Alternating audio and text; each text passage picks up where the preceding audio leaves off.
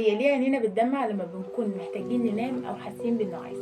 مبدئيا كده العين بتتكون من مجموعة من الغدد، والغدد دي بعضها بيفرز كميات كبيرة من الدموع وفي اوقات معينة زي مثلا وقت البكاء، والبعض الاخر من الغدد دي بيفرز كميات قليلة من الدموع على مدار اليوم علشان يرطب العين طول الوقت. كمان العين موجود فيها زي مسارات او قنوات دمعية بتسمح بتسريب الدموع الزايدة علشان ما تنزلش لينا على الدموع. طب ايه بقى اللي بيخلينا ندمع لما بنكون محتاجين ان احنا ننام؟ مبدئيا كده هما 3 اسباب.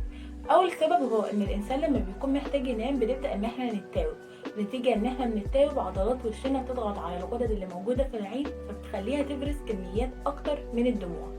تاني سبب وهو برضو لما بنتاوب احيانا بنغمض عينينا، بنتيجه ان احنا بنغمض عينينا القنوات الدمعيه او المسارات اللي بتتسرب فيها الدموع دي بتتقفل، فبالتالي الدموع مش بيبقى قدامها اي مكان تتسرب فيه غير انها تنزل لينا على هيئه الدموع.